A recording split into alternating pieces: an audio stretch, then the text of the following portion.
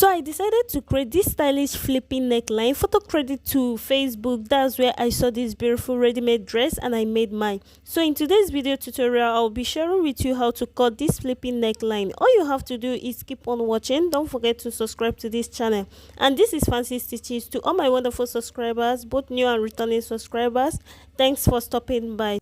From shoulder to my bust line is 10 inches, to my underbust is 13 inches, and to the waistline is 16 inches. Okay, so I'll go ahead and draw a straight line across these marked points.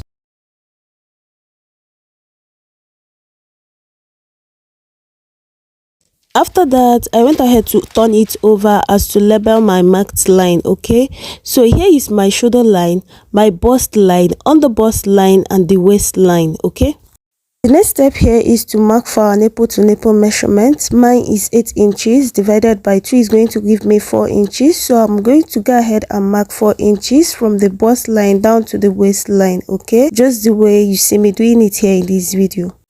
Coming over to my shoulder line, my shoulder measurement is 16 inches divided by 2 is going to give me 8 inches. So I'll go ahead and mark my 8 inches shoulder point. Then I also went ahead to mark for my neckline width, which is 4 inches. From my shoulder marked point, I went down by 1 inch, mark my point, then connect it to my front neckline width, and this will serve as my shoulder slope line. Okay. Then from my shoulder slope point, I'm going to come down by 8 inches. Mark my point. Drew a straight line connecting the marked points.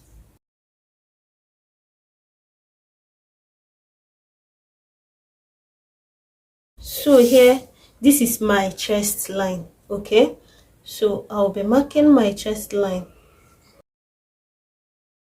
To mark for armhole curve, I'm going to divide my armhole line by 2 as to get the midpoint. So what I have here as the midpoint is 4 inches. So I went ahead to mark my 4 inches point. Then from my marked point, I went in by half an inch. Okay. Then coming over to the chest line, my bust circumference of 35 inches divided by 4 is going to give me 8.8 inches. So I went ahead to mark my 8.8 inches, then add extra 2 inches hemming allowance to it. After that, I went ahead to use my curve ruler to connect my armhole, just the same way you see me doing it here in this video. Before creating my dart legs, I went ahead to extend my nipple to nipple line to my chest line. Then coming over to the bust line on my nipple to nipple line, you can see the way I placed my tape, went down by half an inch and also went up by half an inch. Okay, then after that I went down to my waistline, then took out 0.6 inches from both sides of my nipple to nipple line on my waistline, then use my ruler to connect my marked point, just the same way you see me doing it here in this video. Guys, the next thing here is to create our shoulder dart, and to do that, coming over to the shoulder slope line, we're going to divide what we have here as to get the midpoint, and the midpoint here is 2 inches. So I'll go ahead and mark my point, then use my ruler to connect it to my bust point. Then to create my dart leg for my shoulder dart, I went ahead to take out 0.6 inches from both sides. After that, I went ahead to connect my lines. So guys, the next thing to do here is to take our bustier dart, which is our side dart, and to do that, coming over to the bust line, we are going to take 0.6 inches from both sides of our bust line. Okay, just the same way you see me doing it here, then connect it to the bust point. So guys, the next step here is to create our flipping neckline, and to do that, I'm going to extend my nipple to nipple line to meet my neckline width. Okay, remember for our neckline we used 4 inches for our neckline, so here I'm going to connect my nipple to nipple line to meet my neckline width. Okay, then the next step here is to take our basic body measurement. Okay, to our bust line, my bust circumference of 35 inches divided by 4 is going to give me 8.8. so I'll add extra 1.5 inch for my hemming allowance. Okay, then coming over to the underbust, my underbust circumference of 29 inches divided by 4 is going to give me 7.2 inches. So I went ahead to add 1.5 inch for my hemming allowance. And also to my waistline, my waist circumference of 30 inches divided by 4 is going to give me 7.5 inches. So I added my 1.5 inches hemming allowance. After that, I went ahead to connect my points using my curved ruler. After that, I went ahead to cut it out. Don't forget to subscribe to this channel as you keep on watching. Also turn on your notification bell to get more of my videos. Like, comment and share with your friends. So guys, after cutting, this is what we are going to have. I also went ahead to use my Sellotape to hold the two side bustier and also close up my darts, just the way you see me doing it here in this video. So guys, after closing up my darts, you will notice that my side bustier are no longer equal. Okay, you will notice that we have the longer part and the shorter part of my bustier. What you have to do here is just to the shorter part add half an inch to it. Okay, a difference of half an inch. Just go ahead and add half an inch before cutting on your fabric. Okay, after you might have done that, next, this is how to create your flipping neck design. Okay, and for the length of your flipping neck design, you are the one to determine whether you want your bobs to be showing or you want it something normal. So guys, don't forget to hit on the subscription button, subscribe to this channel, like, comment and share with your friends. Okay, then the next thing is to cut for the back pattern. Okay, so guys, for my back pattern, I've gone ahead to draw this is my zipper allowance. Okay, I used 1.5 inch for my zipper allowance. Then this is my baseline, my bust line, under bust line and waistline.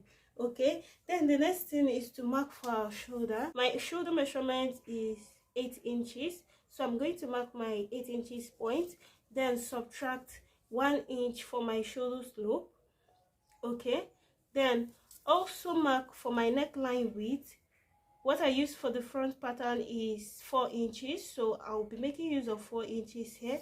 Then I use my curved ruler to connect to my shoulder slope point. Okay, then the next thing is to mark for our own armhole, which is from my 1 inch shoulder slope point. I'll go down by 8 inches, then mark my point. Okay,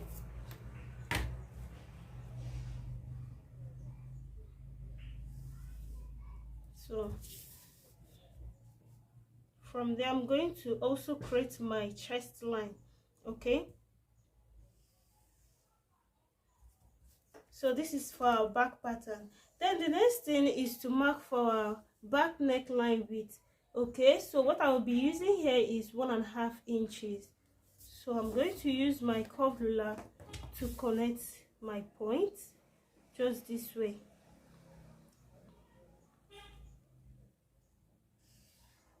Okay, the next thing is to take our body measurement. My bust circumference of 35 inches divided by 4 is going to give me 8.8 inches. So I'll mark my 8.8 inches and add 1.5 inch for my hemming allowance.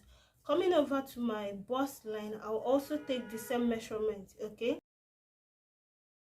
then to my underbust, which is 29 inches divided by 4 is going to give me 7.2 inches.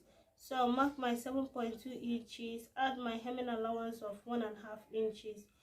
Then to my waistline, my waist circumference of 30 inches divided by 4 is going to give me 7.5 inches.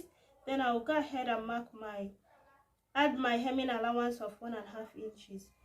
After that, I went ahead to connect all my points at the same time, cut for my armhole. To create my back pattern darts, what I'm going to do here is to mark for my nipple to nipple point.